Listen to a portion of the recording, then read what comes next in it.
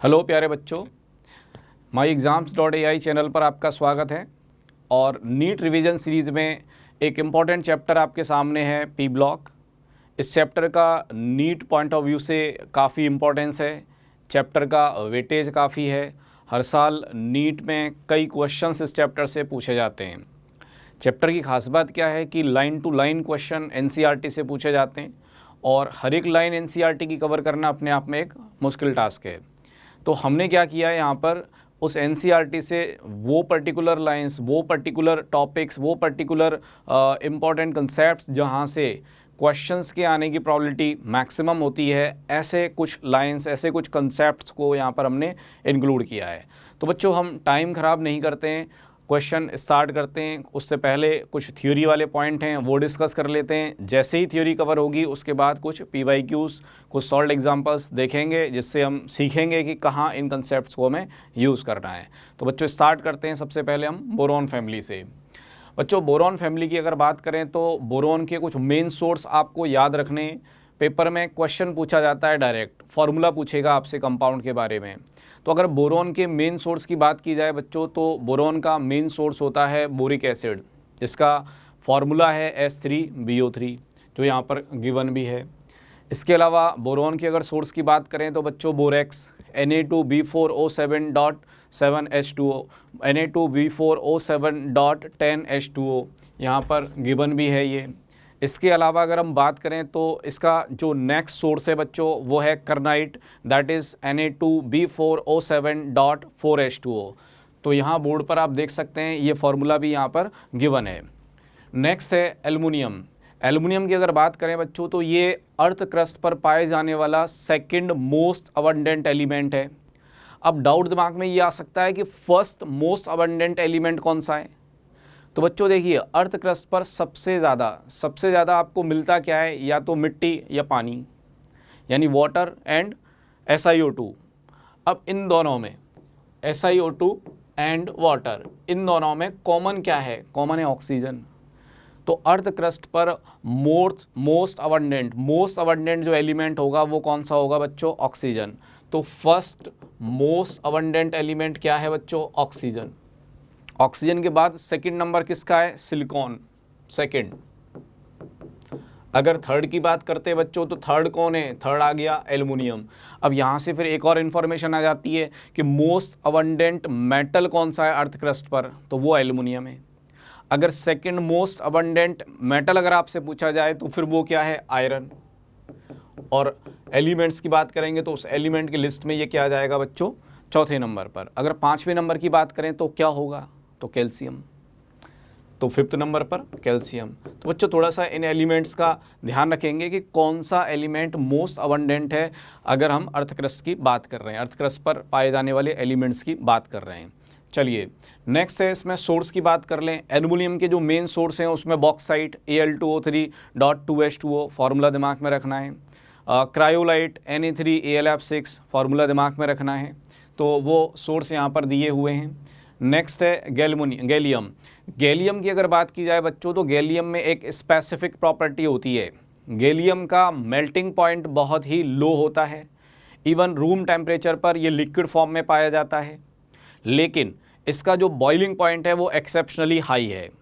और इसका high boiling point होने की वजह से इसको हाई टेम्परेचर थर्मोमीटर में यूज़ किया जाता है। बच्चों ध्यान रखें, एक स्पेसिफिक प्रॉपर्टी है इसकी। हाई बॉइलिंग पॉइंट होने की वजह से इसे हाई टेम्परेचर थर्मोमीटर में यूज़ किया जाता है, यानी कि ये एक ऐसा लिक्विड है जो हाई टेम्परेचर पाकर बॉयल होगा।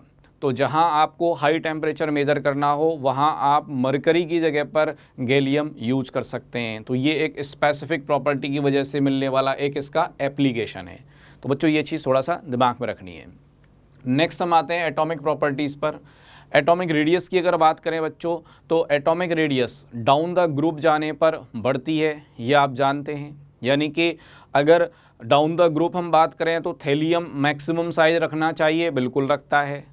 उसके बाद नंबर आना चाहिए इंडियम का, बिल्कुल है।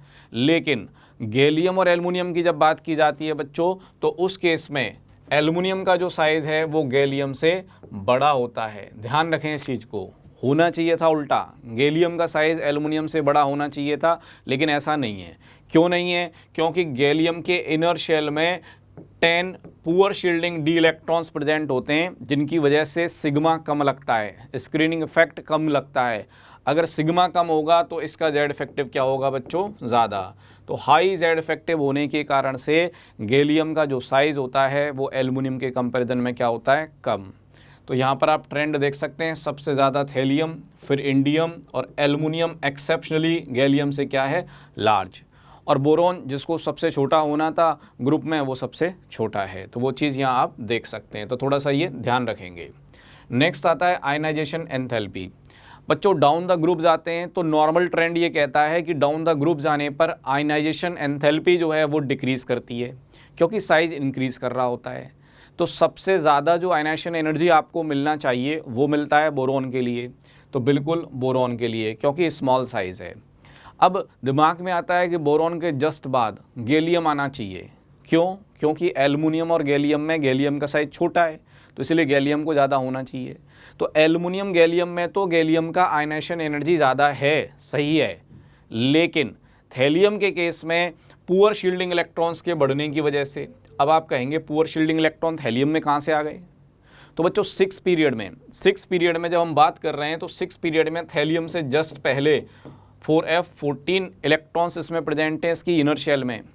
अब इसके इनर शेल्स में 4f14 पुअर शील्डिंग इलेक्ट्रॉन होने के कारण इसका जेड इफेक्टिव क्या होगा? ज़्यादा। और जेड इफेक्टिव हाई होने के कारण से इसके आउटर इलेक्ट्रॉन को रिमूव करना क्या होगा बच्चों? मुश्किल।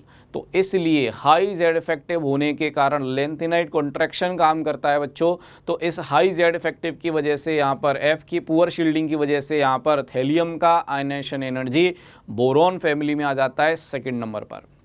तो बच्चों ये थोड़ा सा दिमाग में रखना है, थैलियम। इसके जस्ट बाद में आता है इंडियम, इसके जस्ट बाद में आता है बच्चों गैलियम। यहाँ हम बात कर रहे थे बेसिकली आयनाइजेशन एंथैल्पी के लिए।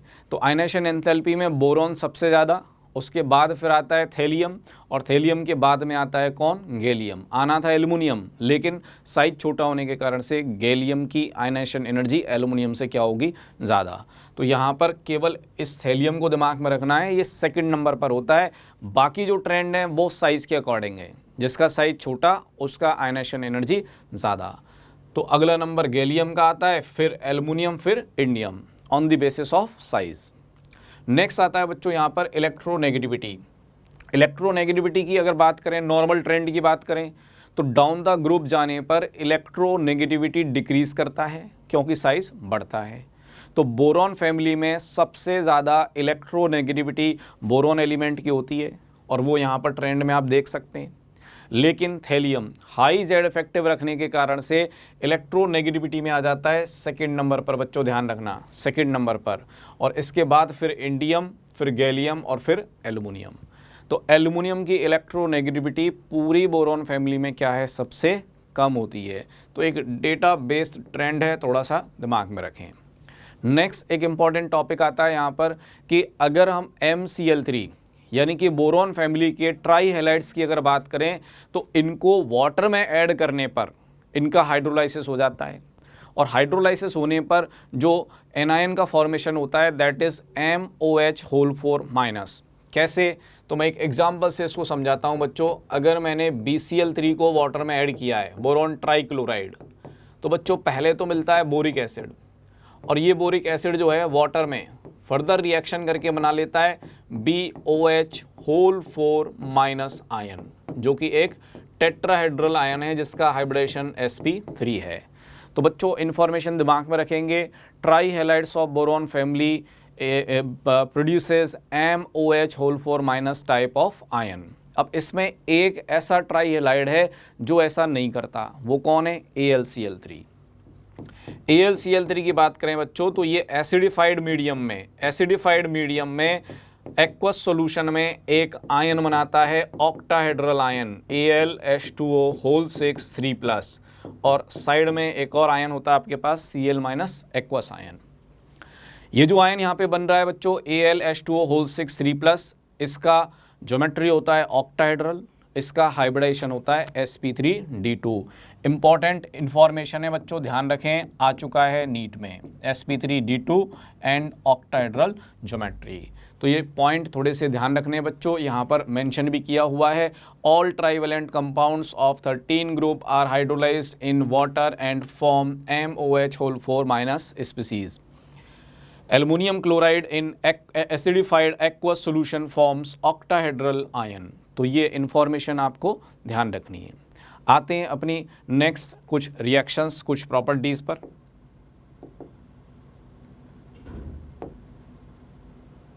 तो बच्चों देखिए, बोरोन एंड कार्बन फैमिली की कुछ और प्रॉपर्टीज़ हैं यहाँ पर, तो वो प्रॉपर्टीज़ थोड़ा सा डिस्कस करते हैं। अब क्या प्रॉपर्टीज़ हैं थोड़ा उस बारे में बात कर लेते हैं। देखिए नेक्स्ट है यहाँ पर इनके ऑक्साइड्स का नेचर।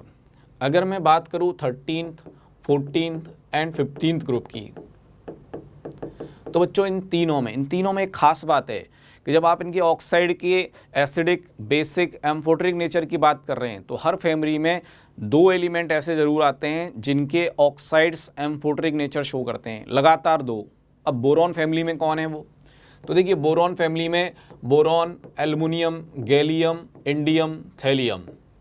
तो बच्चों इसका जो ऑक्साइड है एल्युमिनियम का Al2O3 एंड गैलियम, इसके जो ऑक्साइड हैं बच्चों ये होते हैं एम्फोटेरिक। अब खास बात क्या है कि डाउन द ग्रुप ऑक्साइड का बेसिक नेचर बढ़ता है। इसका मतलब अगर ये एम्फोटेरिक है तो इसके नीचे वाले जो ऑक्साइड्स होंगे, इसके नीचे वाले ऑक्साइड्स क्या होंगे नेचर में? वो बेसिक होंगे।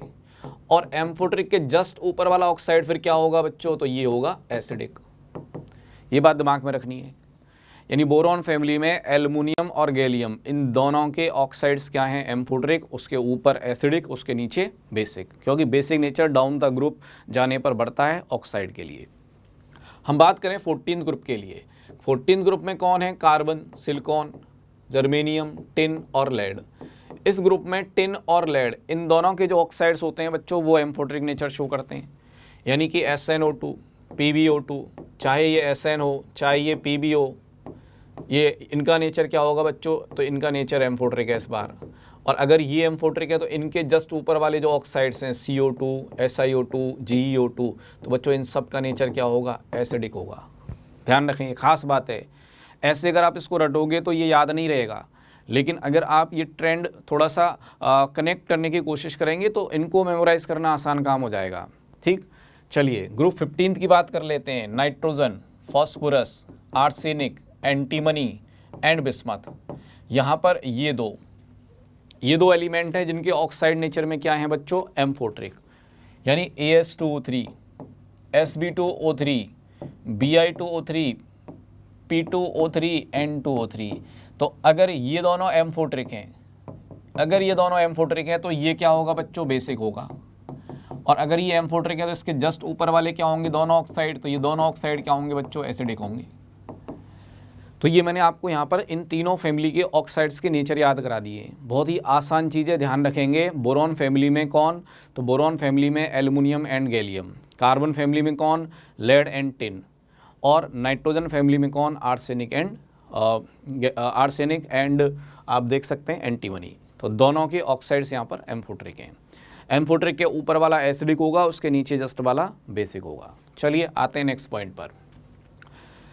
Silicon is the second most abundant element on the earth crust. तो हम ये बात कर चुके थे, सिलिकॉन मोस्ट अबंडेंट है। और उससे पहले जो मोस्ट अबंडेंट आता है वो कौन है बच्चों? ऑक्सीजन। चलिए नेक्स्ट पॉइंट पे आते हैं। Tin occurs mainly as cassiterite, SnO2 and lead as galena. तो ये इसके सोर्स हैं, जस्ट याद करने, इनमें ऐसा कोई पॉइंट ऐसा है नहीं। Ultra pure germanium and silicon are used to make semiconductors. बच्चों ध्यान रखेंगे आप, सेमीकंडक्टर फॉर्मेशन में जर्मेनियम एंड सिलिकॉन की अल्ट्रा प्योर फॉर्म जो होती हैं वो यूज़ की जाती हैं। साथ ही साथ ये यूज़ किए जाते हैं ट्रांजिस्टर फॉर्मेशन में भी। तो ये एक इम्पॉर्टेंट यूज़ है जो कि नीट में आ चुका है। अब आता है यहाँ पर ऑक्सीजन के साथ ग्रुप 14 की रिएक्शन। ग्रुप 14 की अगर रिएक्शन की हम बात करें तो देखिए कार्बन फैमिली के जो एलिमेंट्स हैं वो 2 टाइप के ऑक्साइड फॉर्म करते हैं, MO and MO2। For example carbon की ही बात कर लें तो CO एंड CO2, ये ऑक्साइड फॉर्म होगा यहाँ पर। SiO only exist at high temperature. एक और इम्पॉर्टेंट इन्फॉर्मेशन है बच्चों यहाँ पर, SiO जो बनता है वो हाई टेम्परेचर पर ही एग्जिस्ट करता है। नॉर्मल कंडीशंस पर सिलिकॉन जिस फॉर्म में एग्जिस्ट करता है ऑक्साइड की फॉर्म में, दैट इज SiO2 मिट्टी। तो SiO2 की फॉर्म में नॉर्मली बनता है, लेकिन बहुत ज़्यादा हाई टेम्परेचर अगर आप लें तो SiO एग्जिस्ट करेगा, तो वो बनेगा। तो थोड़ा सा पॉइंट दिमाग में रखें। एसिडिक और बेसिक नेचर की बात बच्चों हम कर ही चुके हैं, यहाँ पर ध्यान रखेंगे। कार्बन मोनोऑक्साइड, इसका नेचर क्या होता है? न्यूट्रल। इसका नेचर न्यूट्रल है बच्चों। वाटर NO, ये भी N2O, ये चारों ऑक्साइड ध्यान रखेंगे आप, इन चारों का नेचर क्या होता है? न्यूट्रल। तो ऑक्साइड के एसिडिक एंड बेसिक नेचर की बात हम ऑलरेडी कर चुके हैं। आते हैं अपने नेक्स्ट स्लाइड पर।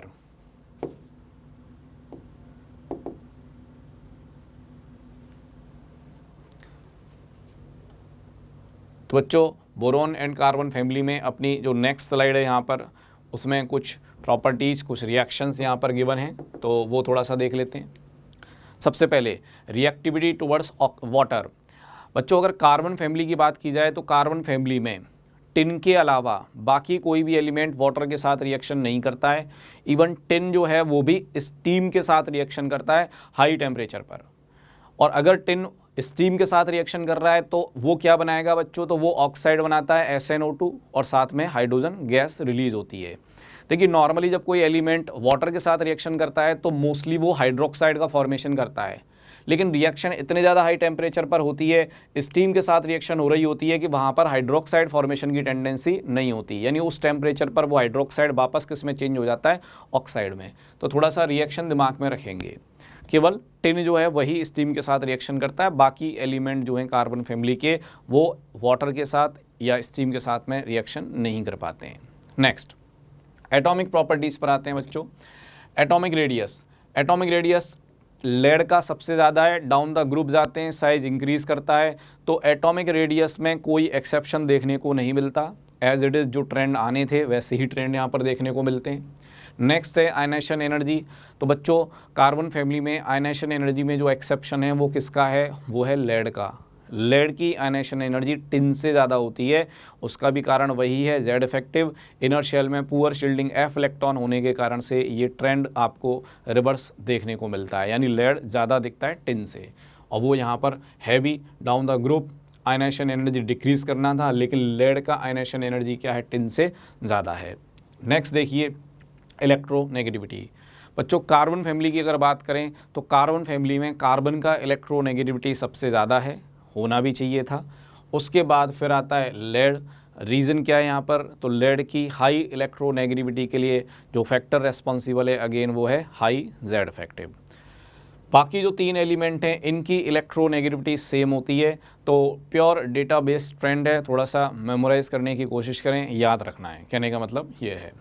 अगली इन्फॉर्मेशन, SnF4 एंड PbF4, ये दोनों जो फ्लोराइड्स होते हैं कार्बन फैमिली में ये आयनिक हैं। बाकी जो फ्लोराइड्स का बाकी जो हैलाइड्स का फॉर्मेशन होता है वो क्या है? Mostly covalent.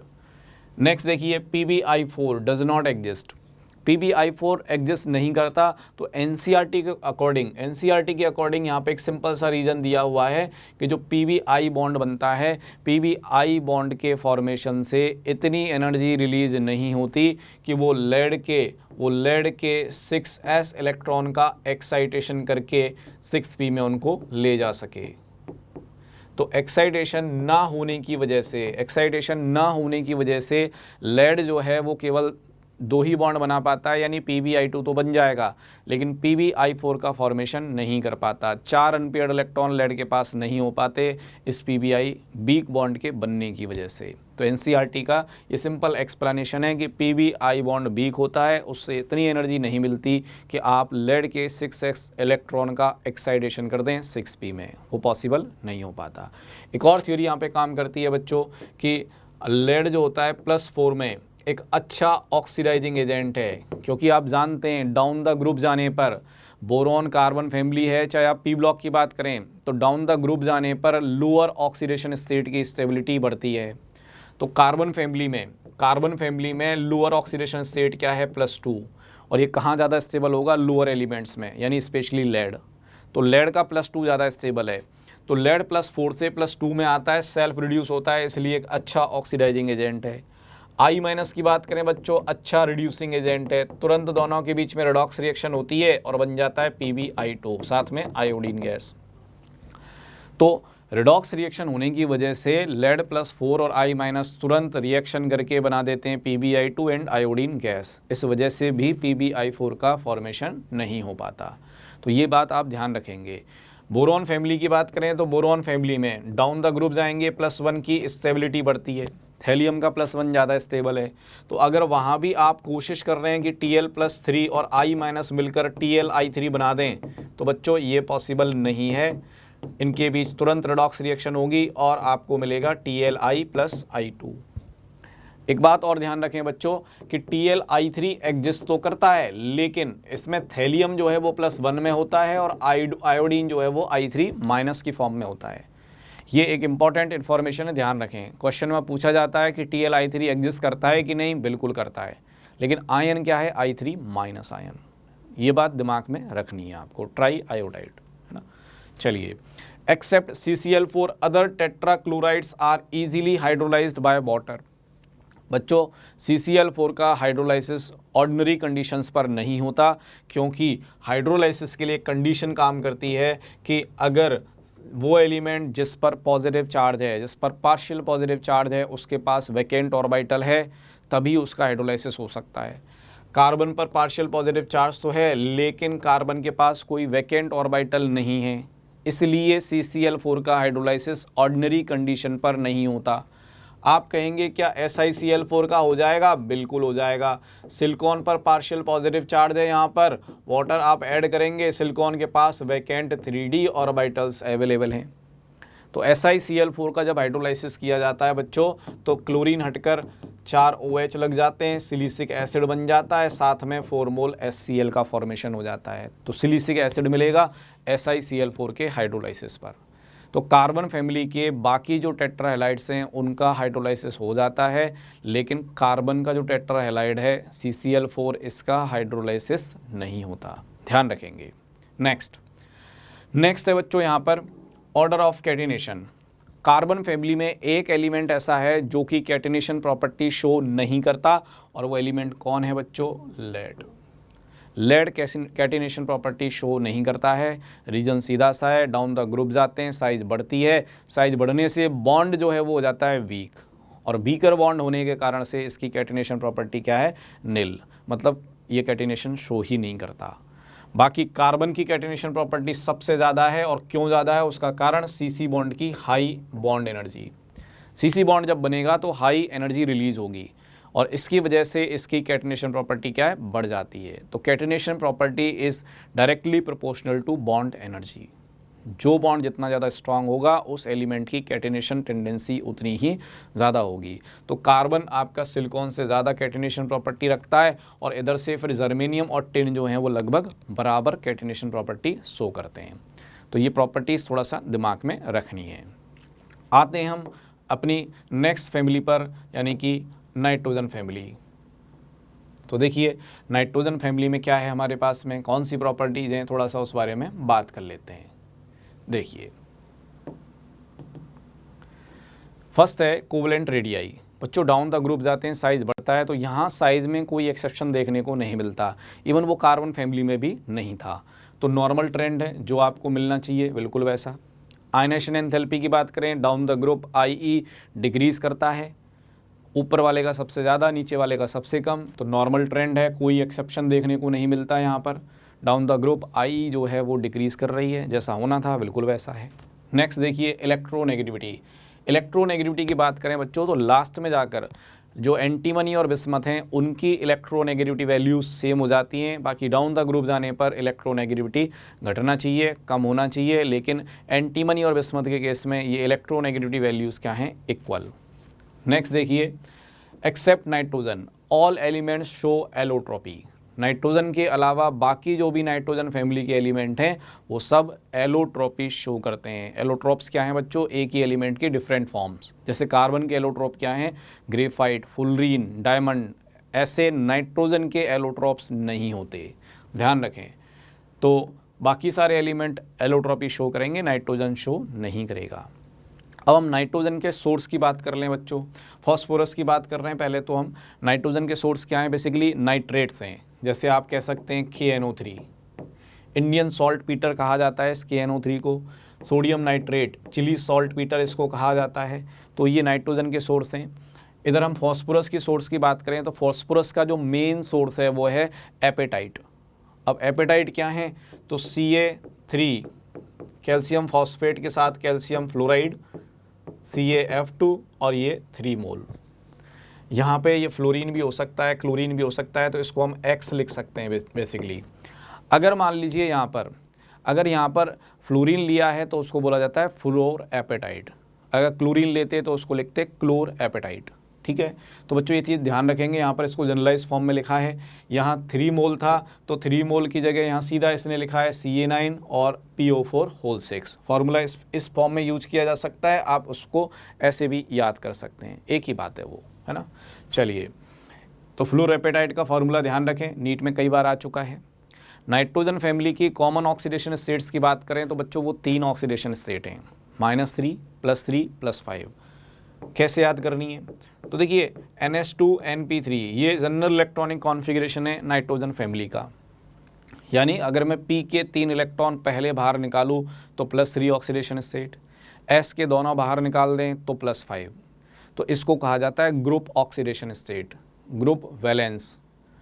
Nitrogen NH2NP3 electronic configuration है, उस ग्रुप का जनरल इलेक्ट्रॉनिक कॉन्फ़िगरेशन आपने पूरे बैलेंस इलेक्ट्रॉन बाहर निकाल दिए तो आपको मिल जाएगा ग्रुप बैलेंस या ग्रुप ऑक्सीडेशन स्टेट। यानी कि 15th ग्रुप का ग्रुप ऑक्सीडेशन स्टेट क्या है 5, 14 का क्या होगा 4, 13 का 3, 16 का 6, 17 का 7। जितने इलेक्ट्रॉन दिए हुए हैं आप उनको बैलेंस इलेक्ट्रॉन को बाहर निकालिए, ग्रुप ऑक्सीडेशन स्टेट मिल जाती है। P के बाहर निकालेंगे तो लोअर ऑक्सीडेशन स्टेट मिल जाएगी, S के बाहर निकाल दिए हाईएस्ट मिल जाएगी। और कितने इलेक्ट्रॉन उसको चाहिए जिससे वो अपना ऑक्टेट पूरा कर सकता है, उससे आपको उस ग्रुप की मिनिमम ऑक्सीडेशन स्टेट मिल जाएगी। नाइट्रोजन के आउटर मोस्ट शेल में 5 इलेक्ट्रॉन है, 3 इलेक्ट्रॉन और एक्सेप्ट करेगा ऑक्टेट कंप्लीट करने के लिए, तो इसलिए इसका मिनिमम ऑक्सीडेशन स्टेट क्या है बच्चों -3। सेम ऑक्सीजन फैमिली में कर सकते हैं आप। Maximum oxidation state oxygen family में जैसे सल्फर की बात कर लें तो सल्फ़र के केस में कितने होंगे 6, और उसको ऑक्टेट पूरा करना है, इलेक्ट्रॉन कितने चाहिए 2, तो मिनिमम क्या हो जाएगी बच्चों -2। तो यहाँ से मिनिमम और maximum oxidation state P block में आप पता कर सकते हैं। चलिए, all oxidation states from +1 to +4। Nitrogen के लिए अगर बात करें बच्चों तो नाइट्रोजन के केस में +1 से +4 तक जितनी ऑक्सीडेशन स्टेट्स हैं वो एसिडिक मीडियम में, वो एसिडिक सोल्यूशन में डिस्प्रपोर्शनेट होने की प्रॉपर्टी शो करती हैं। जैसे HNO2 एक अनस्टेबल एसिड है, ये अपने हाइयर एसिड्स में डिस्प्रपोर्शनेट हो जाता है, HNO3 + NO + वाटर। नाइट्रोजन +3 से +5 में +2 में जा रहा है, हम कहेंगे डिस्प्रपोर्शनेशन है ये। क्या फॉस्फोरस ऐसी प्रॉपर्टी शो नहीं करता? बिल्कुल करता है। फॉस्फोरस के केस में जो +1 से +4 ऑक्सीडेशन स्टेट्स हैं वो आपकी दोनों ही सॉल्यूशन में डिस्प्रपोर्शनेट हो जाती हैं। यानी कि आप एसिड ले रहे हों चाहे आप बेसिक मीडियम ले रहे हों, दोनों ही केस में डिस्प्रपोर्शनेशन देखने को मिलता है। और वो यहाँ पे लिखा भी है, for phosphorus nearly all intermediate oxidation state disproportionate into +5 and -3 both in alkali and acid solutions. मतलब अगर आप इसका एक एग्जांपल लेना चाहें तो आप इसको ऐसे लिख सकते हैं, H3PO3 है ये, हालांकि यहाँ थोड़ा सा टेम्परेचर देना होता है, तो H3PO3 यहाँ +3 में है, अगर आप इसको थोड़ा हीट कर दें तो H3PO4 +5 + PS3 -3, ये आपको देखने को मिलेगा ये चेंज। तो ये प्रॉपर्टी थोड़ा सा ध्यान रखें नाइट्रोजन एंड ऑक्सीजन के लिए, नाइट्रोजन एंड फॉस्फोरस के लिए।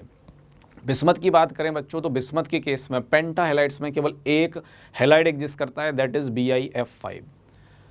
पेंटा हैलाइड्स में BiF5 जो है वही एग्जिस्ट करता है बच्चों, BiCl5, BrBr5, BrI5 एग्जिस्ट नहीं करते, ध्यान रखना, 5 है ना, एग्जिस्ट नहीं करते। रीज़न क्या है अगेन, तो रीज़न वही है वापस, बिस्मथ के केस में +5 में बिस्मथ का +5 फ्लोराइड के साथ स्टेबल है, उसका कारण हाई लेटिस एनर्जी है। लेकिन जब क्लोराइड ब्रोमाइड आयोडाइड की बात की जाती है तो बिस्मथ की +3 ऑक्सीडेशन स्टेट ज़्यादा स्टेबल है due to inert pair effect, तो क्लोराइड, ब्रोमाइड, आयोडाइड तीनों के साथ रिडॉक्स रिएक्शन होती है, बिस्मथ आ जाता है +3 में। ध्यान रखेंगे इस चीज़ को। तो ये एक इम्पॉर्टेंट इन्फॉर्मेशन है बच्चों। चलिए नेक्स्ट है यहाँ पर कि मैक्सिमम कोवलेंसी, ऑक्सीजन की बात करें बच्चों या नाइट्रोजन की बात करें तो इनकी सेकेंड पीरियड एलिमेंट की मैक्सिमम कोवलेंसी जो है वो 4 होती है, लेकिन थर्ड पीरियड एलिमेंट है तो उसकी मैक्सिमम कोवलेंसी कितनी है बच्चों? 6। तो ये चीज़ थोड़ा सा ध्यान रखेंगे। अच्छा, इसमें फ्लोरीन की बात करें, सेकेंड पीरियड एलिमेंट है तो क्या ये 4 कोवलेंसी दिखाएगा? नहीं दिखाएगा, इसकी कोवलेंसी 1 ही है, 1। अब क्लोरीन की बात करें थर्ड पीरियड में तो क्या इसकी कोवलेंसी मैक्सिमम 6 होगी? नहीं, क्लोरीन की मैक्सिमम कोवलेंसी कितनी है बच्चों? 7। आप कंपाउंड जानते हैं HClO4, 7 बॉन्ड का फॉर्मेशन करता है क्लोरीन। तो क्लोरीन की 7 होती है एक्सेप्शनली। बाकी ग्रुप 3 का कोई एलिमेंट है मैक्सिमम 6 कोवलेंसी दिखा सकता है। सेकेंड पीरियड का एलिमेंट है मैक्सिमम 4 कोवलेंसी दिखा सकता है, लेकिन फ्लोरीन के केस में ये कोवलेंसी कितने तक लिमिटेड है? 1 तक। ध्यान रखेंगे, कुछ खास बातें हैं। आते हैं अपने नेक्स्ट प्रॉपर्टी पर, नेक्स्ट कुछ इंफॉर्मेशन।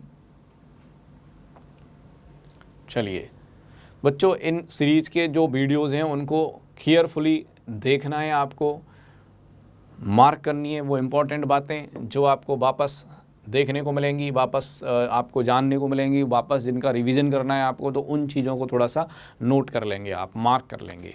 चलिए मैं यहाँ पे डिस्कस करता हूँ अगले कुछ पॉइंट हैं नाइट्रोजन फैमिली के हाइड्राइड्स के लिए। स्पेशली हाइड्राइड्स की अगर बात करें बच्चों तो मेल्टिंग पॉइंट जो होता है वो अमोनिया का सबसे ज़्यादा होता है।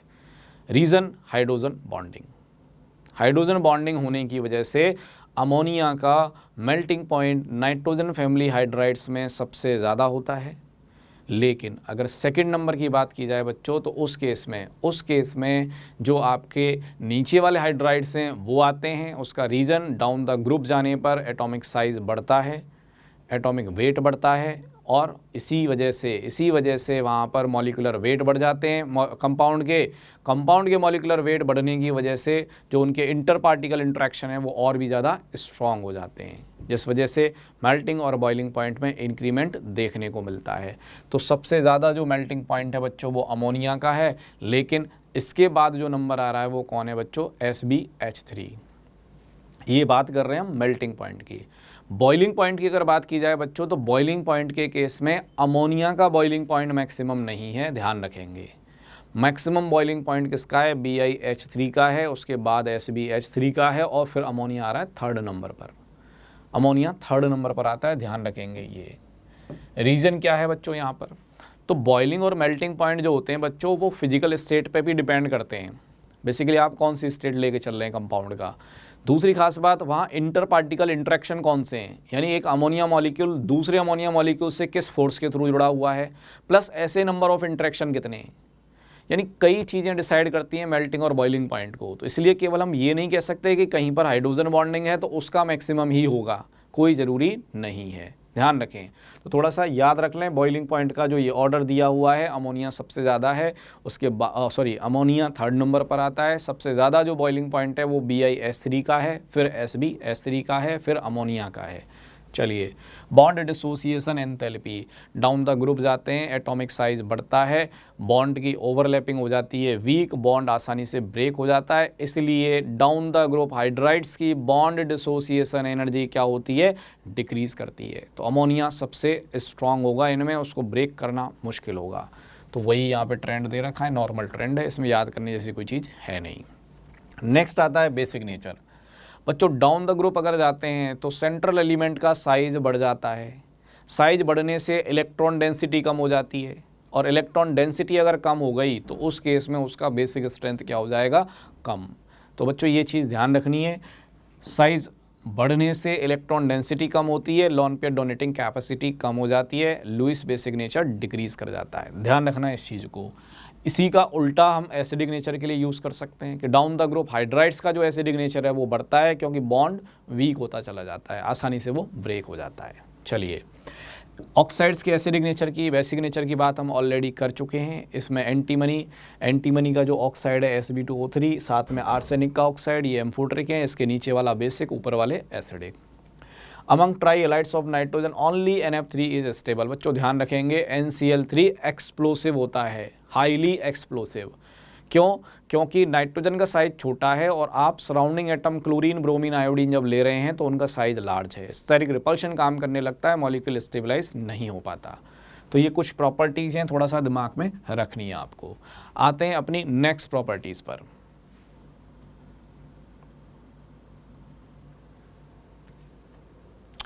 नेक्स्ट है बच्चों ऑक्सीजन फैमिली। ऑक्सीजन फैमिली की क्या क्या प्रॉपर्टीज़ यहाँ पे लिखी हैं वो थोड़ा सा देख लेते हैं। चलिए, तो बच्चों देखिए ऑक्सीजन फैमिली की अगर बात करें तो यहाँ पे जिप्सम सल्फर के जो सोर्स हैं उनमें से एक सोर्स है CaSO4.2H2O जिप्सम। इसके बाद है एप्सम सॉल्ट MgSO4.7H2O। इधर हम बात करें बेराइट BaSO4। अगर बात करें galena, zinc blende, ZnS, copper pyrite, CuFeS2, तो ये सब सल्फर के मेन सोर्स हैं बच्चों, सल्फर के। इसके बाद हम बात करें यहाँ पर तो इलेक्ट्रोनेगेटिविटी और आयनाइजेशन एनर्जी दोनों डाउन द ग्रुप जाने पे डिक्रीज करती हैं, तो दोनों की नॉर्मल ट्रेंड है En का और IE का। इलेक्ट्रॉन एफिनिटी बच्चों यहाँ एक्सेप्शनल बिहेवियर देखने को मिलता है। Down the group electron affinity को डिक्रीज करना चाहिए, डिक्रीज करती भी है, लेकिन जो ऑक्सीजन है वो ऑक्सीजन इस बार मिनिमम इलेक्ट्रॉन एफिनिटी रखता है पूरी ऑक्सीजन फैमिली में। ध्यान रखेंगे, सल्फर सेलेनियम से ज़्यादा होना चाहिए था, है, टेल्यूरियम से ज़्यादा होना चाहिए, ये है, पोलोनियम से ज़्यादा होना चाहिए, है, लेकिन ऑक्सीजन सबसे कम है। तो ये एक्सेप्शनल बिहेवियर होता है यहाँ पर इलेक्ट्रॉन एफिनिटी, और रीज़न इसका क्या है? Small size. ऑक्सीजन का साइज स्मॉल है, इलेक्ट्रॉनिक डेंसिटी ज़्यादा है, आने वाला इलेक्ट्रॉन ज़्यादा रिपल्शन फील करता है। तो ये एक्सेप्शनल बिहेवियर देखने को मिलता है ऑक्सीजन फैमिली में। ऑक्सीजन फैमिली की एक और ख़ास बात है, सारे एलिमेंट एलोट्रॉपी शो करते हैं, सारे एलिमेंट एलोट्रॉपी शो करते हैं, ध्यान रखेंगे। मेल्टिंग पॉइंट की बात करें बच्चों तो ये ट्रेंड देखने को मिलता है, टेल्यूरियम का मेल्टिंग पॉइंट, टेल्यूरियम का बॉइलिंग पॉइंट दोनों ही क्या हैं? ज़्यादा। दूसरी खास बात यहाँ पर यह है कि दोनों ही केस मेल्टिंग और बॉइलिंग पॉइंट उनमें सेम ट्रेंड देखने को मिलता है, same trend. Down the group आप जा रहे हैं तो डाउन द ग्रुप मेल्टिंग और बॉइलिंग पॉइंट जो हैं वो इंक्रीज़ कर रहे हैं, लेकिन एक्सेप्शनली पोलोनियम सेकंड नंबर पर आ रहा है और टेल्यूरियम फर्स्ट नंबर पर आ रहा है। थोड़ा सा ध्यान रखें इस चीज़ को। आते हैं अपनी नेक्स्ट प्रॉपर्टीज़ पर।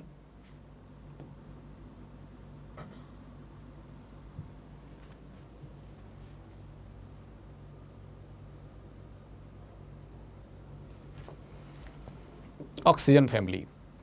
तो बच्चों ऑक्सीजन फैमिली में कुछ और प्रॉपर्टीज़ हैं वो देख लेते हैं थोड़ा सा। फर्स्ट है मेल्टिंग पॉइंट। मेल्टिंग और बॉइलिंग पॉइंट जो होते हैं ऑक्सीजन फैमिली हाइड्राइड्स में वो वाटर के लिए सबसे ज़्यादा हैं। उसका कारण है बच्चों हाइड्रोजन बॉन्डिंग, और वाटर के बाद वो H2TE के लिए ज़्यादा होंगे क्योंकि मॉलिक्यूलर वेट ज़्यादा है, इसलिए ध्यान रखेंगे। डाउन द ग्रुप हाइड्राइड्स के जो मेल्टिंग और बॉइलिंग पॉइंट हैं वो इंक्रीज़ करने चाहिए थे, लेकिन वाटर एक्सेप्शनली हाइड्रोजन बॉन्डिंग की वजह से ज़्यादा मेल्टिंग और बॉइलिंग पॉइंट रखता है, ध्यान रखें। एसिडिक नेचर हमने बात की थी, हाइड्राइड्स का एसिडिक नेचर किसी भी फैमिली की आप बात कर रहे हों, डाउन द ग्रुप जा रहे हों तो डाउन द ग्रुप जाने पर वो बढ़ते हैं क्योंकि बॉन्ड एनर्जी कम हो जाती है, बॉन्ड वीक हो जाता है, आसानी से वो बॉन्ड ब्रेक हो जाता है, इसलिए। तो नॉर्मल ट्रेंड है बच्चों। Stability orders of halides. अगर हम यहाँ हेलाइड्स के स्टेबिलिटी ऑर्डर की बात करें तो फ्लोराइड ज़्यादा स्टेबल होते हैं, उसका कारण है हाई लेटिस एनर्जी। जैसे सल्फ़र की बात करें तो बच्चों सल्फ़र के हेक्सा हेलाइड्स में ओनली SF6 है जो एग्जिस्ट करता है, बाकी सल्फ़र का कोई हेक्सा हेलाइड एग्जिस्ट नहीं करता। SCl6, Br6, I6, तो सल्फ़र के साथ ये तीनों हेलाइड एग्जिस्ट नहीं करते। सल्फ़र का एक ही हेक्सा हेलाइड एग्जिस्ट करता है, दैट इज़ SF6, ध्यान रखें। चलिए, among the hexa halides of sulphur only SF6 is stable, जो हम बात कर रहे थे यहाँ पर। अब बच्चों यहाँ पे एक खास बात और है, ऑक्सीजन फैमिली के केस में जो इनके +2 के हेलाइड्स हैं और +1 के जो हेलाइड्स हैं, तो इनमें जो +1 वाले हेलाइड्स होते हैं, अब आप बात करेंगे कि +1 का हेलाइड कैसे बनेगा। सल्फ़र जो है वो तो +2 ऑक्सीडेशन स्टेट शो करता है, कोवलेंसी भी सल्फ़र की 2 है, तो सल्फ़र के केस में SCl कैसे बन सकता है। सेलेनियम के केस की बात करें तो सेलेनियम के केस में SeCl कैसे बन सकता है। तो बच्चों यहाँ पर ख़ास बात यह है कि इनके जो +1 के जो हेलाइड होते हैं वो डाइमर फॉर्म में एग्जिस्ट करते हैं, मतलब SeCl नहीं बनेगा, इसके बजाय क्या बनेगा, Fe2Cl2, डाइमेरिक क्लोराइड। और जब ये डाइमेरिक क्लोराइड बनते हैं बच्चों तो ये डिस्प्रपोर्शनेशन की प्रॉपर्टी शो करते हैं, यानी Fe2Cl2 अगर है तो वो तुरंत क्या होगा, डिस्प्रपोर्शनेट FeCl4 प्लस सेलेनियम इनमें चला जाता है ये। और वही लिखा हुआ है डाइमेरिक हैलाइड्स।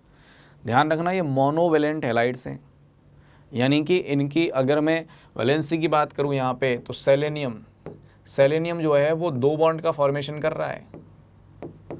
सेलेनियम 2 बॉन्ड का यहाँ पे फॉर्मेशन कर रहा है, ध्यान रखें 2 बॉन्ड का फॉर्मेशन, और एक ही हेलोजन उसके साथ कनेक्टेड है, एक ही हेलोजन उसके साथ कनेक्टेड है, यानी मोनोहेलाइड है होने को, ये मोनोहेलाइड है, सेलेनियम के साथ एक क्लोरीन कनेक्टेड है तो इसको हम मोनोहेलाइड बोलेंगे। लेकिन ये मोनोमेरिक फॉर्म में एग्जिस्ट नहीं करते हैं, ये डाइमेरिक फॉर्म में एग्जिस्ट करते हैं, क्योंकि सिंपल सी बात है कोवलेंसी सेलेनियम की एक नहीं हो सकती, क्या होगी 2 या 4 या 6, तो इसलिए ध्यान रखेंगे इस खास बात को। तो एक खास पॉइंट है यहाँ पर। एक और यहाँ पे इंपॉर्टेंट इन्फॉर्मेशन है बच्चों, SF4 एक गैस है, SeF4 की बात करें तो ये लिक्विड है, और TF4 की बात करें बच्चों ये क्या है, सॉलिड। ऐसा क्यों हो रहा है, उसका कारण है मॉलिक्यूलर वेट का बढ़ जाना। सल्फर, सेलेनियम और टेल्यूरियम, इसमें टेल्यूरियम का एटॉमिक वेट ज़्यादा है, इसलिए पूरे मॉलिक्यूल का मॉलिक्यूलर वेट बढ़ गया। और यहाँ जो कंपाउंड्स हैं स्पेशली पी ब्लॉक में, तो वहाँ पी ब्लॉक में जो कंपाउंड हैं उनके इंटर पार्टिकल फोर्स कौन से हैं बच्चों, लंदन फोर्स स्पेशली, या फिर वीक फोर्स। तो अगर वीक फोर्स यहाँ पर प्रेजेंट हैं तो वीक फोर्स आपके मॉलिक्यूलर वेट के डायरेक्टली प्रोपोर्शनल हैं। तो मॉलिक्यूलर वेट के बढ़ जाने के कारण से इंटर पार्टिकल इंट्रैक्शन इनके स्ट्रॉन्ग बन गए, इसलिए नीचे वाला क्या मिल रहा है आपको, सॉलिड। सेलेनियम का फ्लोराइड जो है वो लिक्विड, और सल्फर का फ्लोराइड क्या है बच्चों, गैस। तो थोड़ा सा प्रॉपर्टी दिमाग में रखें। आते हैं अपनी अगली प्रॉपर्टी पर। नेक्स्ट क्या है वो देखिए। नेक्स्ट है हमारे पास में हेलोजन फैमिली। हेलोजन फैमिली की कौन कौन सी प्रॉपर्टीज़ हैं जिनको हम डिस्कस कर रहे हैं यहाँ पर, तो थोड़ा सा उसको देख लेते हैं। क्या है बच्चों, देखिए अक्रेंस की अगर बात करें बच्चों तो फ्लोरीन जो है उसका मेन सोर्स क्या है, फ्लूओरस्पार। फ्लूओरस्पार CaF2 इस फॉर्म में एग्जिस्ट करता है। क्रायोलाइट Na3AlF6 ये एल्युमिनियम का भी सोर्स था, तो ये थोड़ा सा दिमाग में रखना है। फ्लोरेपेटाइट अभी हमने थोड़ी देर पहले बात की थी, यहाँ पर 3 मोल कैल्शियम फॉस्फेट के लिए जाते हैं, 1 मोल कैल्शियम फ्लोराइड का लिया जाता है, तो उसको कहा जाता है फ्लोरेपेटाइट।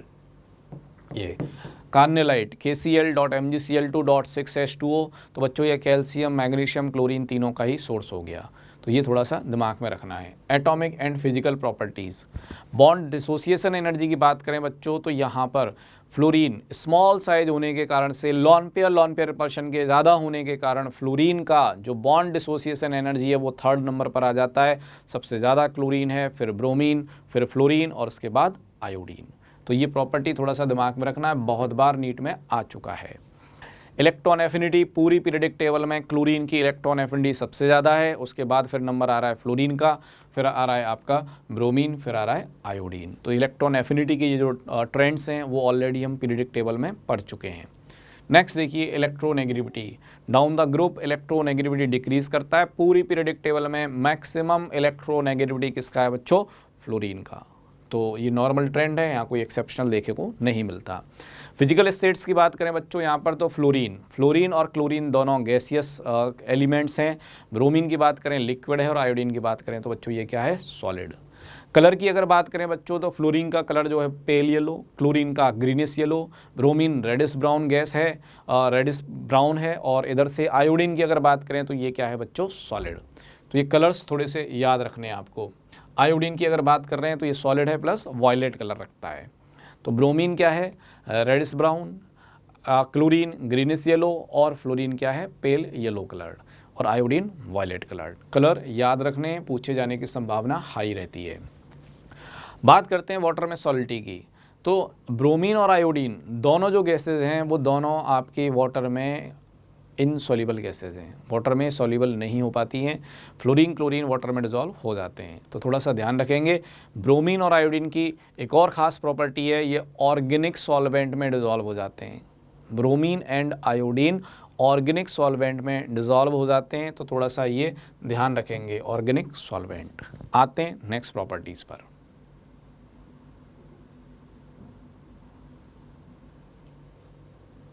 तो बच्चों यहाँ पर कुछ केमिकल प्रॉपर्टीज़ इनकी दी हुई हैं। कौन कौन सी केमिकल प्रॉपर्टीज़ हैं थोड़ा इस बारे में बात कर लेते हैं।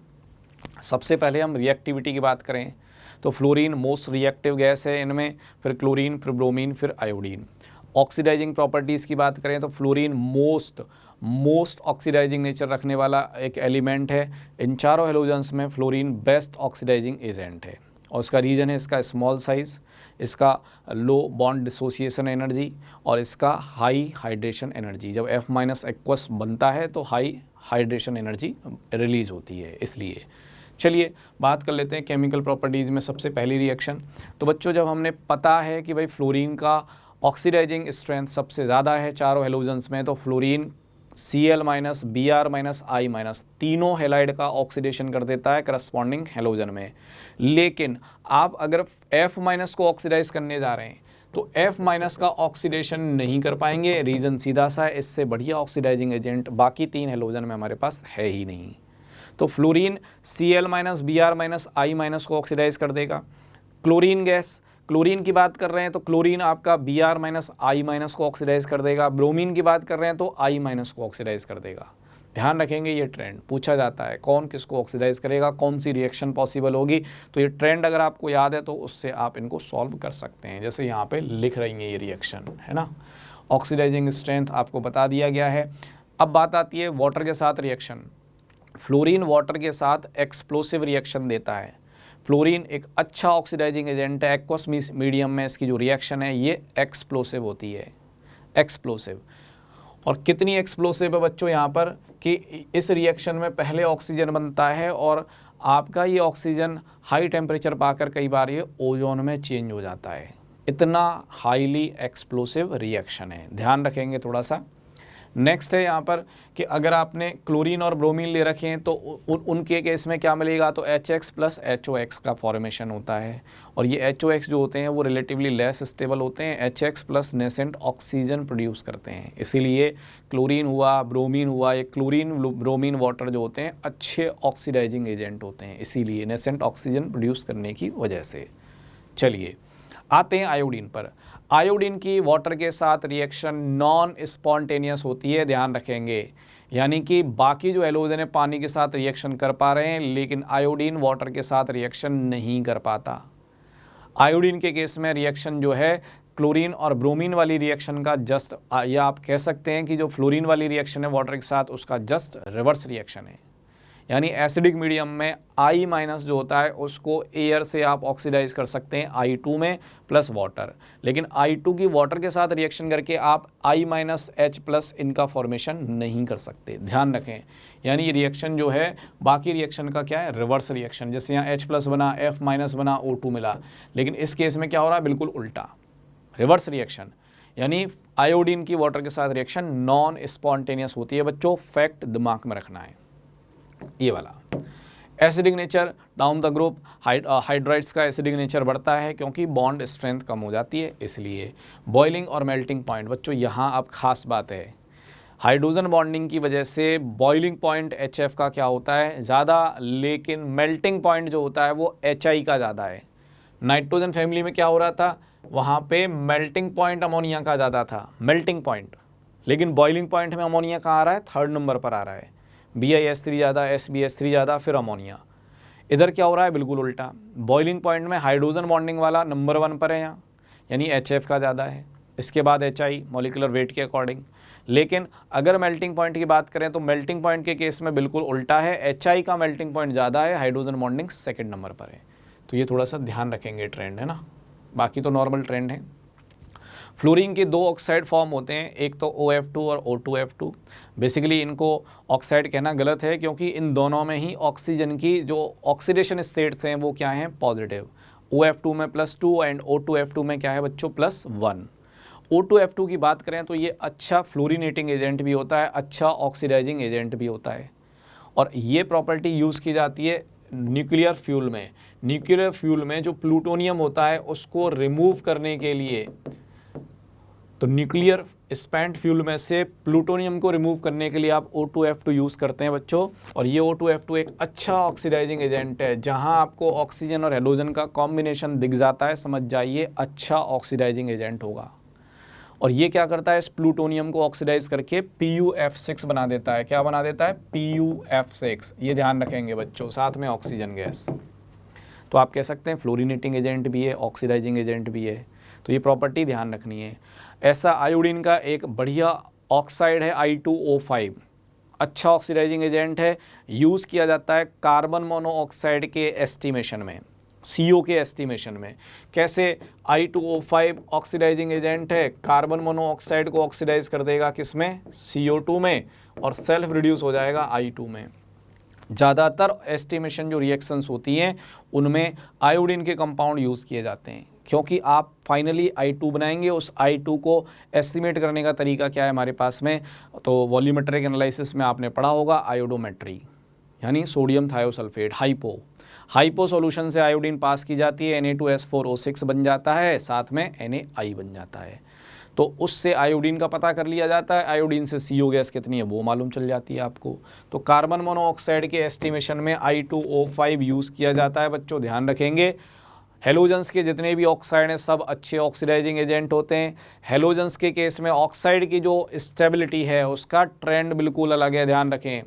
काइनेटिक एंड थर्मोडाइनामिक स्टेबिलिटी को कंसीडर करते हुए अगर हम नेट स्टेबिलिटी का ऑर्डर पता करें तो आयोडीन के ऑक्साइड सबसे ज़्यादा स्टेबल होते हैं बच्चों, ध्यान रखेंगे, आयोडीन के ऑक्साइड्स।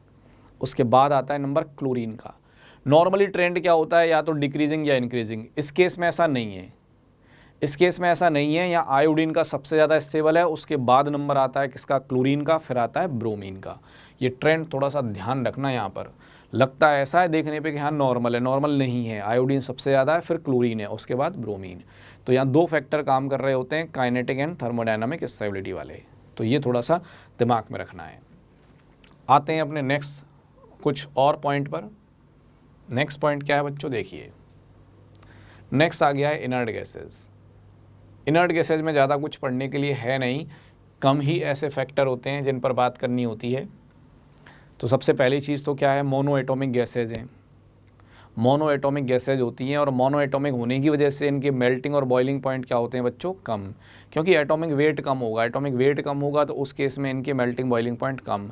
हीलियम तो इवन ऐसा एलिमेंट है जिसका बॉइलिंग पॉइंट जितने भी नेचुरल सब्सटेंस मिलते हैं उन सब में सबसे कम होता है, 4.2 केल्विन। चलिए बात करते हैं delta H easy electron gain enthalpy की अगर बात की जाए तो बच्चों इन सब की इलेक्ट्रॉन गेन एंथैल्पी जो है वो पॉजिटिव होती है। रीजन सीधा सा है, स्टेबल इलेक्ट्रॉनिक कॉन्फ़िगरेशन। तो सबसे ज़्यादा कौन है बच्चों, तो नियोन। इनर्ट गैसेज में नियोन की इलेक्ट्रॉन एफिनिटी सबसे ज़्यादा है, ध्यान रखें, इलेक्ट्रॉन गेन एंथैल्पी सबसे ज़्यादा है। उसके बाद इन दोनों का सेम रहता है आर्गन और क्रिप्टॉन का, फिर जिनॉन, फिर रेडॉन। तो ये थोड़ा सा ट्रेंड आप ध्यान रखेंगे थोड़ा सा। इसके बाद नेक्स्ट प्रॉपर्टी है, सारी गैसेज मोनो एटॉमिक हैं, कलरलेस हैं, ऑर्डरलेस हैं, कोई स्मेल नहीं होती, कोई कलर नहीं होती, और टेस्टलेस हैं। इन गैसेज में किसी टाइप का कोई टेस्ट देखने को नहीं मिलता, टेस्टलेस गैस हैं, ध्यान रखें। स्पेरिंगली सॉल्युबल इन वाटर, मतलब ठीक ठाक वाटर में सॉल्युबल होती हैं गैसेज। इनके वाटर के साथ जो इंटरेक्शन है बेसिकली, जैसे जिनॉन को आप वाटर में डालेंगे तो ये होगा क्या बच्चों, तो ये नॉन पोलर है और वाटर क्या है, पोलर। तो डाइपोल, इंड्यूस डाइपोल टाइप के इंटरेक्शन देखने को मिलते हैं जब इनर्ट गैसेस को वाटर में डिजॉल्व करते हैं। और सबसे ज़्यादा जो सॉल्युबिलिटी मिलती है बच्चों वो किसके लिए मिलती है, जिनॉन के लिए।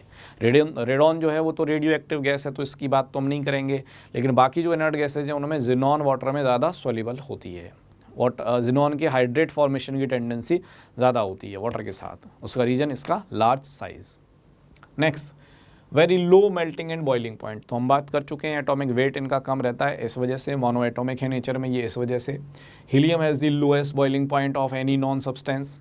होना क्या चाहिए था, होना चाहिए था हाइड्रोजन, दिमाग में आता है, लेकिन हीलियम मोनो एटॉमिक फॉर्म में एग्जिस्ट करता है और हाइड्रोजन किस में फॉर्म एग्जिस्ट करता है, H2 की फॉर्म में। मॉलिक्यूलर फॉर्म में एग्जिस्ट करने की वजह से इस H2 का बॉइलिंग पॉइंट हीलियम से ज़्यादा होता है। हालांकि ये एक्सेप्शन है, होना नहीं चाहिए था बट एक्सेप्शनली ऐसा होता है। नेक्स्ट देखिए, occurrence in the atmosphere all the noble gases except radon, radon occurs. Radon एक रेडियो एक्टिव गैस है, रेडियम से बनाया जाता है इसको। ये गैस एटमॉस्फेयर में नेचुरली देखने को नहीं मिलती है, ध्यान रखें। Natural gas is the main commercial source of helium. ये क्वेश्चन भी नीट में कई बार आ चुका है कि नेचुरल गैस जो है वो हीलियम का मेन सोर्स है, मेन कॉमर्शियल सोर्स है, पूछा जाता है। Xenon and radon are the rarest element of the group, मतलब इनका अबंडेंस बहुत कम है। रेडॉन का तो है नहीं, क्योंकि रेडॉन तो रेडियो एक्टिव एलिमेंट है, इसको आप रेडियो एक्टिव डिके से फॉर्म कर रहे होते हैं। It is obtained by the decay product of radon radium. तो ये थोड़ा सा ध्यान रखना है आपको। Order of abundance in the air is, तो आर्गन का अबंडेंस सबसे ज़्यादा है एयर में बच्चों, ये बात दिमाग में रखें। फिर नियॉन, फिर क्रिप्टॉन, फिर हीलियम और फिर जिनॉन। तो ये कुछ पॉइंट हैं यहाँ पर इनर्ट गैसेस से रिलेटेड, थोड़े से ध्यान रखने हैं, फैक्ट बेस्ड चीज़ें हैं। नेक्स्ट देखिए,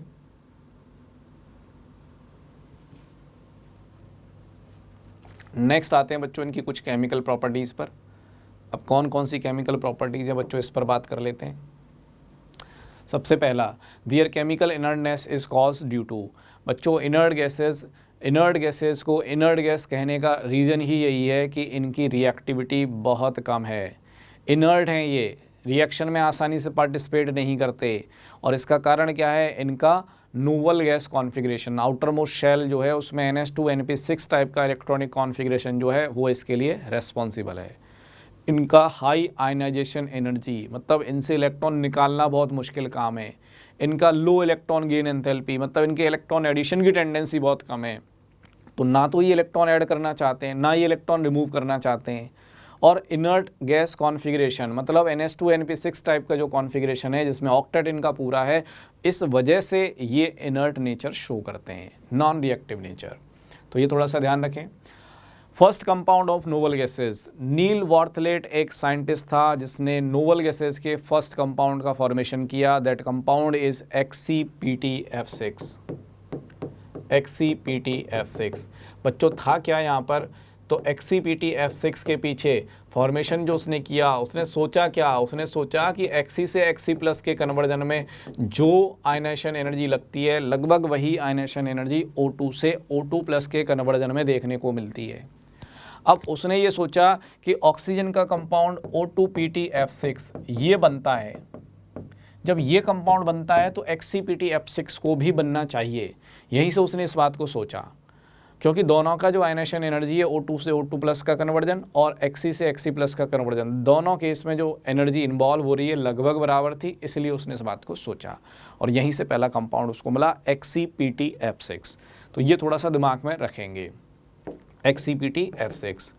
only difluoride of KrF2, krypton के कंपाउंड ज़्यादातर नहीं बनते हैं, लेकिन जो कंपाउंड वेल स्टडी कर पाए हैं वो है KrF2।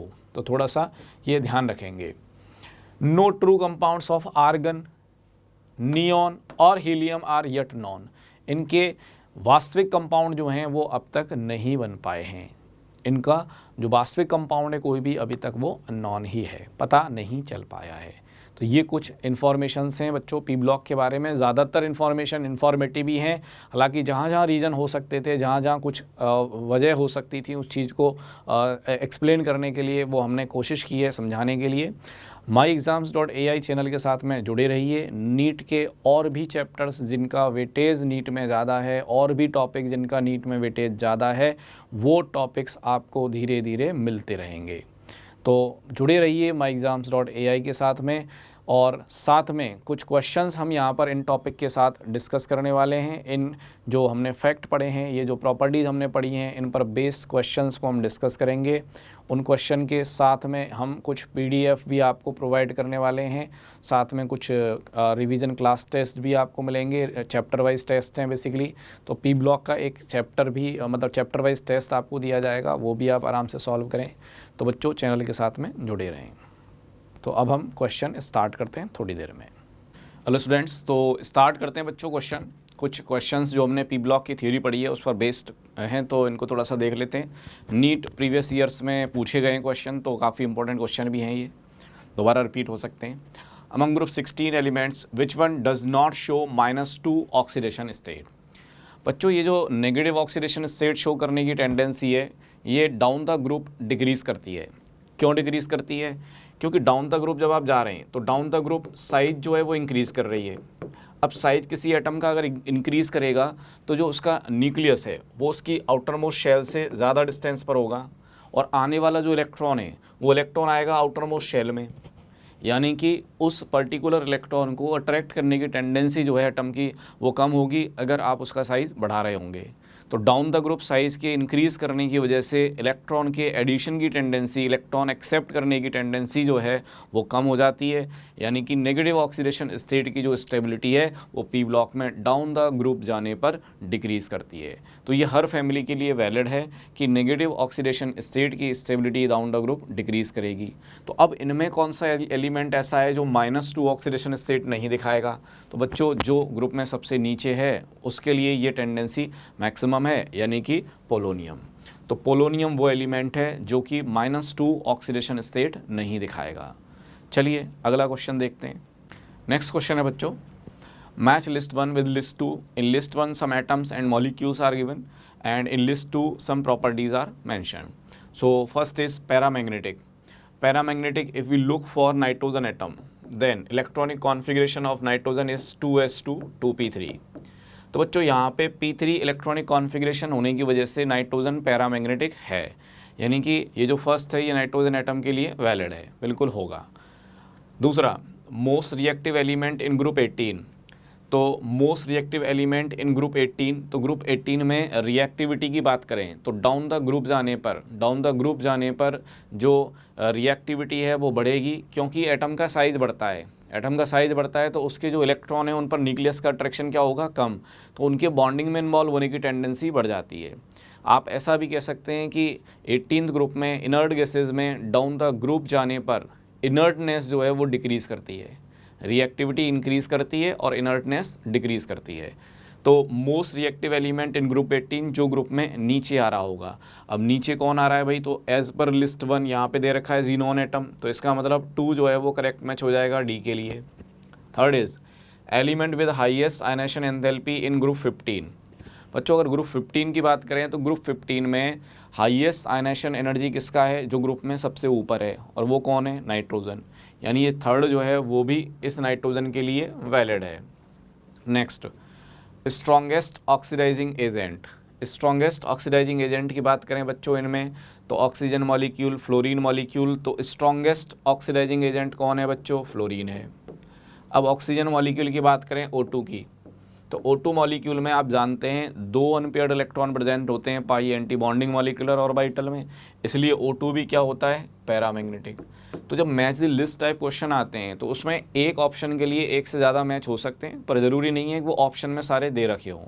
तो अब हम यहाँ पे बेस्ट मैच क्या हो सकता है उसकी बात कर लेते हैं। बेस्ट मैच तो देखिए डी के लिए 2 होना चाहिए, डी के लिए 2 आपके पास 3 ऑप्शन में है, सी के लिए 1 आपके पास 2 ऑप्शन में, 3 में और 4 में, ये 4 ऑप्शन है बच्चों, 3 में और 4 में आपके पास आ गया। अब बी के लिए 4 आपको इन 2 ऑप्शन में दिया हुआ है, ए के लिए 1 और 3, तो ए का 2 नहीं हो सकता, most reactive element in group 18, क्योंकि नाइट्रोजन तो ग्रुप 18 से बिलोंग करता ही नहीं है। तो इसलिए बेस्ट जो पॉसिबल आंसर हो सकता है बच्चों वो क्या हो सकता है, ऑप्शन नंबर 4। तो option number 4 best suitable answer है बच्चों इस क्वेश्चन के लिए। चलिए नेक्स्ट क्वेश्चन डिस्कस करते हैं। क्वेश्चन है identify the incorrect statement from the following.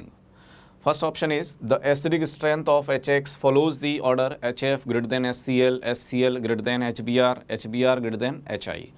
बच्चों अगर मैं हाइड्रा एसिड्स के एसिडिक स्ट्रेंथ की बात करूँ तो डाउन द ग्रुप जाने पर वो बढ़ती है, क्योंकि एटम का साइज़ बढ़ रहा होता है, एटम का साइज़ बढ़ेगा, ओवरलैपिंग स्ट्रेंथ वीक होगी, ओवरलैपिंग स्ट्रेंथ कम होगी, तो उसके ब्रेक होने के चांसेस क्या होंगे, ज़्यादा, तो इस वजह से उनकी एसिडिक स्ट्रेंथ जो है वो बढ़ेगी। तो हाइड्रा एसिड्स में डाउन द ग्रुप जाने पर एसिडिक स्ट्रेंथ बढ़ती है, यानी ये इनकरेक्ट ऑर्डर है बेसिकली, यानी आंसर तो ये होना ही होना है, इनकरेक्ट पूछा है हमसे तो इनकरेक्ट तो ये है ही।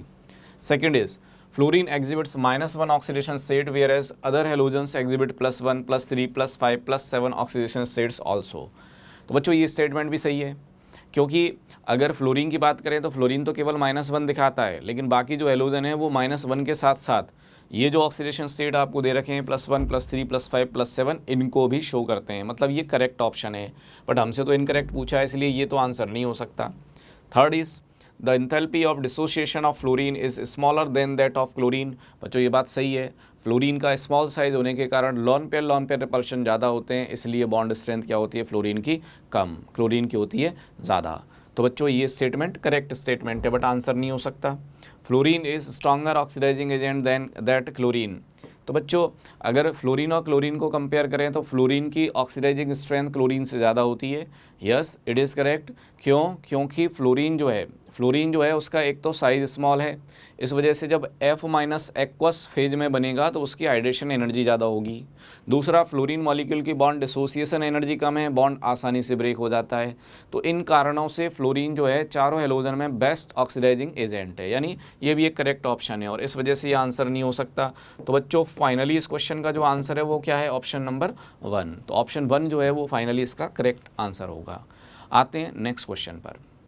तो बच्चों नेक्स्ट क्वेश्चन है हमारे पास, identify the incorrect statement PET3 and AsPS3 as ligands can form dpi bond with transition metals. बच्चों ये स्टेटमेंट सही है बेसिकली। क्यों? क्योंकि ये जो लिगेंड हैं ये नॉन क्लासिकल लिगेंड होते हैं और नॉन क्लासिकल लिगेंड होने की वजह से जब ये सेंट्रल मेटल के साथ बॉन्डिंग करते हैं तो कॉम्प्लेक्स कंपाउंड में ये मेटल के d ऑर्बिटल से इलेक्ट्रॉन वापस लेते हैं अपने वैकेंट d ऑर्बिटल में।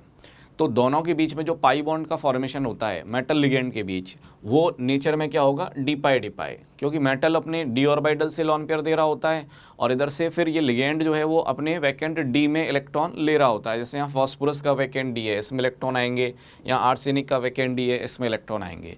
तो इस वजह से ये स्टेटमेंट क्या है बच्चों? Correct statement. हमें चाहिए incorrect statement. Next is the NN single bond is as strong as the PP single bond. बच्चों ये स्टेटमेंट गलत है। सिंगल बॉन्ड की बॉन्ड स्ट्रेंथ की बात करें तो PP बॉन्ड की बॉन्ड स्ट्रेंथ NN बॉन्ड से ज़्यादा होती है और उसका कारण क्या है बच्चों? यहाँ पर लॉन पेयर। जब आप सिंगल बॉन्ड बना लेते हैं तो सिंगल बॉन्ड बनने के बाद दोनों के पास में एक एक लॉन पेयर होता है और स्मॉल साइज़ पर ये लॉन पेयर रिपल्शन नाइट्रोजन के केस में होता है ज़्यादा। इस वजह से NN बॉन्ड की स्ट्रेंथ PP बॉन्ड के कंपैरिजन में क्या होती है? कम। यानी इनकरेक्ट स्टेटमेंट की अगर बात करें तो स्टेटमेंट 2 जो है वो इनकरेक्ट है और इसलिए आंसर भी है थर्ड ऑप्शन।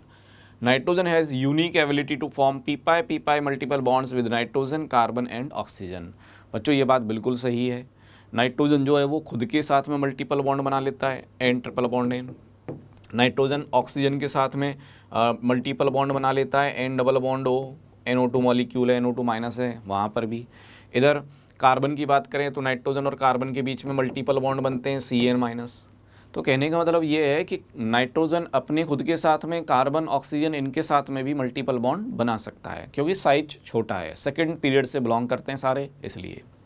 तो ये करेक्ट स्टेटमेंट है, इसलिए आंसर नहीं हो सकता।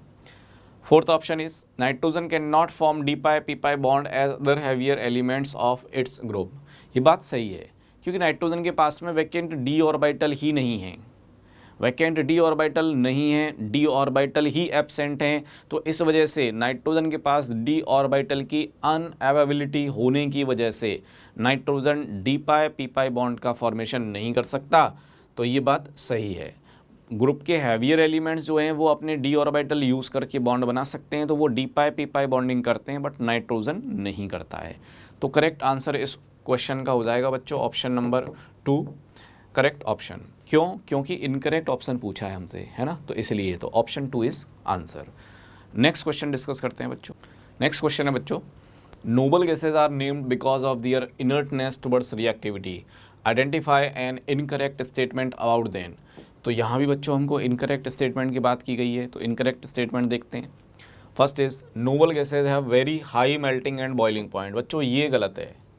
नोबल गैसेज की मेल्टिंग और बॉइलिंग पॉइंट लो होते हैं क्योंकि ये मोनो एटॉमिक है नेचर में, जबकि आप बाकी एलिमेंट्स की बात करें पी ब्लॉक में तो वो diatomic, triatomic, tetra atomic ऐसे हमको मिल रहे होते हैं। तो अगर किसी एटम में, अगर किसी मॉलिक्यूल में नंबर ऑफ़ एटम्स एक ही है तो उस केस में उसके जो वीक फोर्सेज की स्ट्रेंथ है वो कम होगी। लेकिन अगर कहीं पर किसी मॉलिक्यूल में नंबर ऑफ़ एटम्स 2, 3, 4, 8 ऐसे हुए तो उसमें मॉलिक्यूलर वेट बढ़ जाता है। मॉलिक्यूलर वेट बढ़ने से जो फोर्स इंटरेक्ट कर रहे होंगे वहाँ पर उनकी स्ट्रेंथ बढ़ जाती है। तो स्ट्रेंथ ज़्यादा होगी जहाँ पर नंबर ऑफ़ एटम्स ज़्यादा हैं, लेकिन यहाँ मोनो एटॉमिक होने की वजह से वीक फोर्सेज की स्ट्रेंथ कम होती है, इस वजह से इनके मेल्टिंग और बॉइलिंग पॉइंट लो होते हैं। यानी कि पहला जो स्टेटमेंट है बच्चों वो इनकरेक्ट है, इसलिए आंसर होना है। बाकी ऑप्शन चेक कर लेते हैं। Second is noble gases have week dispersion forces. बच्चों ये करेक्ट स्टेटमेंट है। क्यों? क्योंकि मोनो एटॉमिक है नेचर में, तो वीक फोर्स की स्ट्रेंथ कम रहेगी, लेकिन आंसर नहीं हो सकता, हमें इनकरेक्ट ऑप्शन चाहिए था। Third is noble gases have large positive values of electron gain enthalpy. ये भी बच्चों सही स्टेटमेंट है, क्योंकि नोबल गैसेज अपने जो इनर्ट गैस कॉन्फ़िगरेशन है उसको डिस्टर्ब नहीं करना चाहते, ना वो इलेक्ट्रॉन एक्सेप्ट करना चाहते हैं, ना वो इलेक्ट्रॉन रिलीज़ करना चाहते हैं। तो ये बात सही है, उनमें इलेक्ट्रॉन का एडिशन एंडोथर्मिक प्रोसेस है, आपको हाई एनर्जी सप्लाई करना पड़ेगा। तो ये एक करेक्ट स्टेटमेंट है, इसलिए आंसर नहीं हो सकता। Fourth is noble gases are sparingly soluble in water. ये बात सही है, नोबल गैसेज वाटर में स्पायरिंगली मतलब ठीक ठाक सॉल्युबल होती हैं, क्योंकि वाटर के साथ इनका इंटरेक्शन होता है डाइपोल इंड्यूस्ड डाइपोल टाइप का। तो आप कह सकते हैं फोर्थ स्टेटमेंट करेक्ट है, लेकिन हमको चाहिए था इनकरेक्ट ऑप्शन, इसलिए बेस्ट आंसर जो है वो रहेगा ऑप्शन नंबर 1। तो इस क्वेश्चन का आंसर है ऑप्शन 1। आते हैं नेक्स्ट क्वेश्चन पर। बच्चों आपके सामने नेक्स्ट क्वेश्चन है, in which one of the following arrangement the given sequence is not strictly according to the properties indicated against it। तो बच्चों यहाँ पे अगर हम ऑप्शन नंबर 1 की बात करें, H2O less than H2S, H2SE, H2TE, increasing pKa values. अगर मैं एसिडिक स्ट्रेंथ की बात करूँ बच्चों यहाँ पर, तो एसिडिक स्ट्रेंथ का जो ऑर्डर है वो H2TE का सबसे ज़्यादा होगा, क्योंकि डाउन द ग्रुप जाने पर जो हाइड्राइड्स हैं उनके एसिडिक नेचर बढ़ते हैं, साइज इंक्रीज़ करती है, बॉन्ड वीक हो जाता है, बॉन्ड के जल्दी ब्रेक होने के चांसेस बढ़ जाते हैं, और इस वजह से उनकी एसिडिक स्ट्रेंथ इंक्रीज़ कर जाती है। अब बच्चों अगर H2TE की एसिडिक स्ट्रेंथ अगर ज़्यादा है तो उस केस में इसका pKa वैल्यू क्या होगा बच्चों? कम। तो हम यहाँ पर ये कह सकते हैं कि ये जो ऑर्डर फर्स्ट ऑर्डर है ये इनकरेक्ट ऑर्डर है, not strictly according to the property है, इसलिए ऑप्शन 1 जो है वो आंसर रहेगा। लेकिन अब बाकी ऑप्शन पर भी बात कर लेते हैं। सेकंड ऑप्शन है यहाँ पर increasing acidic character. Acidic character के इंक्रीज़ करने की बात कर रहे हैं हम स्पेशली हाइड्राइड्स में। ये ऑक्सीजन को हटा देना यहाँ से, ये मिसप्रिंट है बच्चों। तो यहाँ पर हम देख सकते हैं कि डाउन द ग्रुप हाइड्राइड्स जो हैं उनमें एसिडिक स्ट्रेंथ बढ़ता है, इसलिए एसिडिक स्ट्रेंथ SbH3 की क्या होगी? सबसे ज़्यादा। और अमोनिया की बेसिक स्ट्रेंथ क्या होगी? सबसे ज़्यादा। तो बेसिक स्ट्रेंथ हाइड्राइड्स की डाउन द ग्रुप जाने पर डिक्रीज़ करती है और एसिडिक स्ट्रेंथ इंक्रीज़ करती है। तो इसलिए ऑप्शन 2 जो है वो एक करेक्ट ऑप्शन है, इसलिए आंसर नहीं हो सकता। नेक्स्ट आते हैं ऑप्शन 3 पर, इंक्रीजिंग ऑक्सीडाइजिंग पावर। बच्चों डाउन द ग्रुप जाते हैं तो ऑक्साइड्स की जो ऑक्सीडाइजिंग स्ट्रेंथ है वो बढ़ती है। क्यों? क्योंकि लेड की अगर बात करें तो लेड यहाँ +4 में है और लेड का +2 ज़्यादा स्टेबल है। तो down the group carbon family में +2 की स्टेबिलिटी बढ़ रही है, यानी इन एलिमेंट के +4 से 2 में आने के चांसेस बढ़ रहे हैं। अगर ये लेड सेल्फ रिड्यूस होने के चांसेस बढ़ा रहा है, इसका मतलब इसका ऑक्सीडाइजिंग स्ट्रेंथ क्या है? इंक्रीज़ कर रहा है। तो डाउन द ग्रुप जाने पर कार्बन फैमिली में जो ऑक्साइड्स बनते हैं +4 ऑक्सीडेशन स्टेट में, उनकी ऑक्सीडाइजिंग स्ट्रेंथ बढ़ जाती है, क्योंकि इनर्ट पेयर इफेक्ट की वजह से +2 की जो उनकी स्टेबिलिटी है वो बढ़ रही होती है, तो सेल्फ रिड्यूस होने के चांसेस बढ़ रहे होते हैं। यानी ये भी ऑप्शन सही ऑप्शन है, इसलिए आंसर नहीं हो सकता। Next is increasing acidic strength. बच्चों हाइड्राइड्स में एसिडिक स्ट्रेंथ HI की ज़्यादा होती है, उसका कारण है लार्ज साइज ऑफ आयोडीन, और आयोडीन के लार्ज साइज की वजह से जो HI बॉन्ड है वो वीक होगा, आसानी से ब्रेक हो जाएगा। तो ये एक करेक्ट ऑप्शन है, बट आंसर नहीं हो सकता। तो आंसर क्या है बच्चों? तो इस क्वेश्चन का आंसर होगा ऑप्शन नंबर 1। तो नेक्स्ट क्वेश्चन पे आते हैं। नेक्स्ट क्वेश्चन है बच्चों यहाँ पर, which is the correct thermal stability order for H2E। अब यहाँ E पर बहुत सारे एलिमेंट बच्चों दे रखे हैं, यहाँ पर oxygen, sulphur, selenium, tellurium and polonium. तो यहाँ ये जो एलिमेंट दे रखे हैं बच्चों ये ऑक्सीजन फैमिली के एलिमेंट हैं, और डाउन द ग्रुप जाने पर साइज़ बढ़ता है, साइज़ बढ़ेगा तो बॉन्ड स्ट्रेंथ क्या होगी? कम, यानी थर्मल स्टेबिलिटी भी क्या होगी? कम। तो down the group thermal stability decrease करती है, यानी कंपाउंड को टेम्परेचर अगर आप देंगे तो उसके ब्रेक होने के चांसेस बढ़ जाएंगे। अगर आप हाइड्राइड्स की थर्मल स्टेबिलिटी की बात कर रहे हैं तो सबसे ज़्यादा थर्मल स्टेबिलिटी किसकी होगी? तो ऑक्सीजन फैमिली में वाटर की थर्मल स्टेबिलिटी सबसे ज़्यादा है, क्योंकि OH बॉन्ड सबसे स्ट्रॉन्ग है। ऑक्सीजन सेकंड पीरियड एलिमेंट है, ओवरलैपिंग होगी 2p1s। तो स्ट्रॉन्ग ओवरलैपिंग के कारण से ऑक्सीजन हाइड्रोजन के बीच जो बॉन्ड बनेंगे वो स्ट्रांग होंगे, उनकी थर्मल स्टेबिलिटी ज़्यादा होगी। तो ऐसा ऑर्डर हमको कहाँ पर दिया हुआ है बच्चों, तो ये हमको दे रखा है थर्ड ऑप्शन में, H2O सबसे ज़्यादा, फिर H2S, H2Se, H2Te, H2PO। तो इसलिए ऑप्शन नंबर 3 जो है वो करेक्ट आंसर होगा। तो इस क्वेश्चन का आंसर है ऑप्शन 3। नेक्स्ट क्वेश्चन पर आते हैं। नेक्स्ट क्वेश्चन है बच्चों, which of the following statement is not true for halogens. First is all but fluorine show positive oxidation state. तो बच्चों फ्लोरीन जो है वो पॉजिटिव ऑक्सीडेशन स्टेट कभी नहीं दिखाता, क्योंकि फ्लोरीन मोस्ट इलेक्ट्रोनेगेटिव एलिमेंट है और फ्लोरीन की केवल एक ही ऑक्सीडेशन स्टेट होती है, वो है -1। तो ये जो बात है यहाँ पर, ये स्टेटमेंट जो है यहाँ पर वो नॉट ट्रू, करेक्ट नहीं है, बात सही है, ये करेक्ट नहीं है स्टेटमेंट, इसलिए ऑप्शन 1 आंसर रहेगा।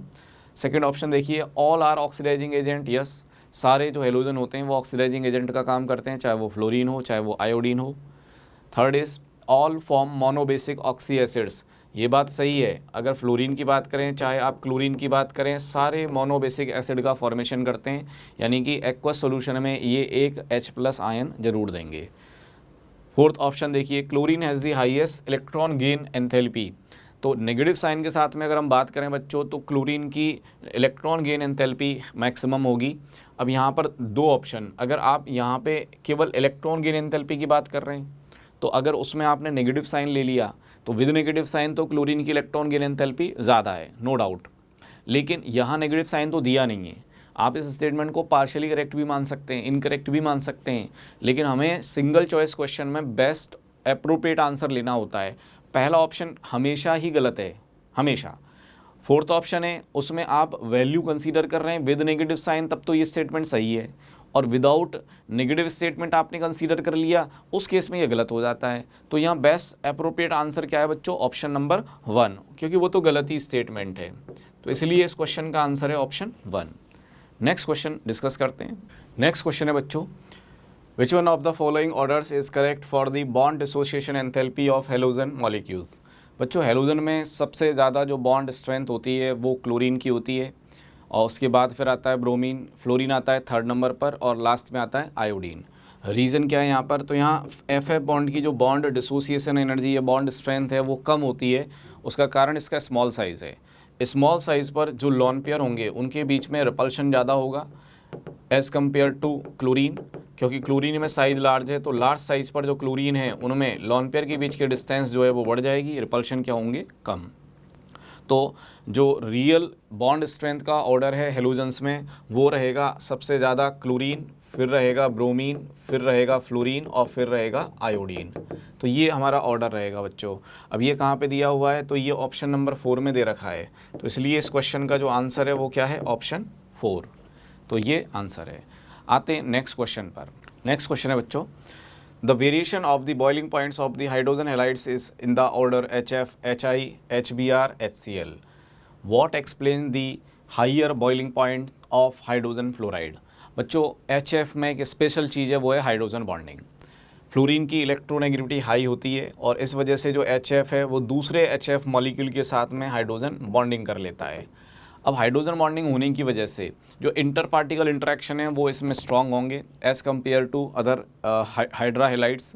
तो आप यहाँ पर ये कह सकते हैं कि HI, HBr और HCl तीनों में हाइड्रोजन बॉन्डिंग एब्सेंट है, इस वजह से इनके जो बॉइलिंग पॉइंट हैं वो HF के कंपैरिजन में क्या होंगे, कम होंगे। तो HF का बॉइलिंग पॉइंट ज़्यादा होने का कारण है हाइड्रोजन बॉन्डिंग। तो फर्स्ट ऑप्शन में दिया है there is strong hydrogen bonding between HF। तो HF मॉलिक्यूल में हाइड्रोजन बॉन्डिंग होने के कारण से ऐसा देखने को मिलता है। तो इस क्वेश्चन का जो आंसर रहेगा बच्चों वो आंसर रहेगा फर्स्ट ऑप्शन, ओनली 1। चलिए नेक्स्ट क्वेश्चन पर आते हैं। नेक्स्ट क्वेश्चन है बच्चों यहाँ पर, it is because of inability of NS2 electrons of the valence shell to participate in bonding that. बच्चों अगर NS2 इलेक्ट्रॉन बॉन्डिंग में पार्टिसिपेट नहीं करेंगे तो उस केस में लोअर ऑक्सीडेशन स्टेट की जो स्टेबिलिटी है P ब्लॉक में ज़्यादा होगी। यानी अगर मैं कार्बन फैमिली के रेस्पेक्ट में बात करूँ तो कार्बन फैमिली में लेड का +2 ज़्यादा स्टेबल होगा, जबकि टिन का +4 ज़्यादा स्टेबल होगा। अब इस चीज़ से क्या इफेक्ट आएगा, tin +2 is oxidising while lead +4 is reducing. नहीं, लेड +4 से कहाँ जाएगा बच्चों, +2 में जाएगा, और लेड अगर +4 से +2 में गया है इसका मतलब इसका रिडक्शन हुआ है, और सेल्फ अगर रिड्यूस हुआ है तो सामने वाले को क्या कर रहा है, ऑक्सीडाइज। तो इसका मतलब लेड +4 में क्या काम करेगा भाई, ऑक्सीडाइजिंग एजेंट का काम करेगा, ऑक्सीडाइजिंग। अगर टिन की बात करें तो टिन का +4 ज़्यादा स्टेबल है, तो टिन अगर +2 में है तो वो +4 में जाएगा। सेल्फ ऑक्सीडाइज हुआ मतलब ये क्या काम करेगा, रिड्यूसिंग एजेंट का। तो ये रिड्यूसिंग एजेंट का काम करेगा और ये ऑक्सीडाइजिंग एजेंट का काम करेगा। तो लेड +4 ऑक्सीडाइजिंग होगा, टिन +2 रिड्यूसिंग होगा। तो lead +4 is oxidising, tin +2 is reducing. Option number 4 is correct answer. तो आंसर होगा ऑप्शन 4। चलिए आते हैं नेक्स्ट क्वेश्चन पर। हेलो स्टूडेंट्स, तो नेक्स्ट क्वेश्चन देखिए अब। The correct order of atomic radii in group 13 elements is. बच्चों अगर इसकी हम बात करें ग्रुप 13 की, तो एटॉमिक रेडियाई में डाउन द ग्रुप जाते हैं तो सेल बढ़ता है, साइज़ इंक्रीज़ करता है। लेकिन बोरॉन फैमिली में एक एक्सेप्शन होता है गैलियम का, क्योंकि बोरॉन फैमिली में जब आप एल्युमिनियम गैलियम का कंपैरिजन कर रहे होते हैं तो गैलियम के इनर शेल में poor shielding D electrons present होते हैं, और डी की पुअर शील्डिंग होने की वजह से क्या होगा, सिग्मा कम होगा, जेड इफेक्टिव बढ़ जाएगा। तो इसके हाई जेड इफेक्टिव होने के कारण एल्युमिनियम का जो साइज़ है वो गैलियम से क्या हो जाता है, बड़ा। तो ये बात थोड़ा सा ध्यान रखना है, डाउन द ग्रुप साइज बढ़ता है, बट एक्सेप्शनली यहाँ पर डी की पुअर शील्डिंग की वजह से गैलियम का साइज़ क्या होता है, छोटा। तो बाकी सारे ट्रेंड नॉर्मल रहने हैं, लेकिन एल्युमिनियम गैलियम का ट्रेंड क्या है, पलट जाएगा, वो रिवर्स हो जाएगा जस्ट। तो थैलियम सबसे ज़्यादा, फिर इंडियम आ जाएगा, उसके बाद एल्युमिनियम, फिर गैलियम, फिर बोरॉन। तो सबसे ज़्यादा होगा बच्चों थैलियम, फिर इंडियम, फिर एल्युमिनियम, फिर गैलियम, फिर बोरॉन, और ये यहाँ पे दिया हुआ है ऑप्शन नंबर 4 में। तो इस क्वेश्चन का जो करेक्ट आंसर है वो ऑप्शन 4 हो जाएगा। चलिए आते हैं नेक्स्ट क्वेश्चन पर। नेक्स्ट है बच्चों, which of the following is incorrect statement. पहला इसमें PbF4 is covalent in nature. बच्चों PbF4 एंड SnF4 ये दो मॉलिक्यूल, ध्यान रखें, PbF4 एंड SnF4 ये दोनों मॉलिक्यूल क्या हैं बच्चों, आयनिक होते हैं। तो जो यहाँ पे लिखा है कि SnF4 is ionic in nature, ये तो सही है, लेकिन आंसर नहीं हो सकता क्योंकि पूछा है हमसे इनकरेक्ट। लेकिन जो पहला ऑप्शन है PbF4 is covalent in nature, ये गलत ऑप्शन है, और गलत है इसलिए आंसर भी होगा। Second option SiCl4 is easily hydrolysed, बात सही है। SiCl4 का जब आप हाइड्रोलाइसिस करते हैं तो आसानी से इसका हाइड्रोलाइसिस होकर बनता है सिलिसिक एसिड, साथ में आपको मिलता है HCl। तो बच्चों ये ऐसा हुआ क्यों, क्योंकि सिलिकॉन के पास वैकेंट डी ऑर्बिटल है। सेम टाइम पे अगर मैं CCl4 की बात करूँ तो CCl4 का हाइड्रोलाइसिस ऑर्डिनरी कंडीशन पर नहीं होगा, मतलब पानी के साथ रिएक्शन करेंगे कुछ नहीं, क्योंकि कार्बन के पास वैकेंट ऑर्बिटल नहीं है। हाइड्रोलाइसिस की कंडीशन है, ऑर्डिनरी कंडीशन पर हाइड्रोलाइसिस उसी मॉलिक्यूल का होता है जहाँ पर मॉलिक्यूल में कम से कम एक एटम पार्शियल पॉजिटिव चार्ज वाला हो, प्लस उसी के पास वैकेंट ऑर्बिटल भी होना चाहिए, क्योंकि वाटर लुईस बेस का काम करता है, ये अपना लोन पेयर प्रोवाइड करता है उस एटम को जिस पर पॉजिटिव चार्ज है। तो पार्शियल पॉजिटिव चार्ज होने के कारण सिलिकॉन आसानी से इलेक्ट्रॉन लेगा और वैकेंट डी भी है उसके पास। कार्बन पर पार्शियल पॉजिटिव तो है पर वैकेंट ऑर्बिटल नहीं है कोई, इसलिए ये इलेक्ट्रॉन एक्सेप्ट नहीं कर सकता। तो ऑर्डिनरी कंडीशन पर CCl4 का हाइड्रोलाइसिस नहीं होता है, बट SiCl4 का हो जाता है। तो ये चीज़ ध्यान रखेंगे। तो ये करेक्ट ऑप्शन है, इसलिए आंसर नहीं है। Third is GeX4 is more stable then GeX2, बात सही है, क्योंकि डाउन द ग्रुप जाने पर कार्बन फैमिली में +4 की स्टेबिलिटी जो है वो डिक्रीज़ करती है और +2 की स्टेबिलिटी इंक्रीज़ करती है। तो जर्मेनियम के लिए उसका +4 ज़्यादा स्टेबल है एज़ कम्पेयर टू +2। तो ये स्टेटमेंट क्या है, सही, इसलिए आंसर नहीं हो सकता। चौथा ऑप्शन तो सही है ही, ये भी आंसर नहीं है। तो करेक्ट आंसर क्या है बच्चों, 1, ऑप्शन 1 इज़ करेक्ट आंसर। चलिए नेक्स्ट क्वेश्चन डिस्कस करते हैं।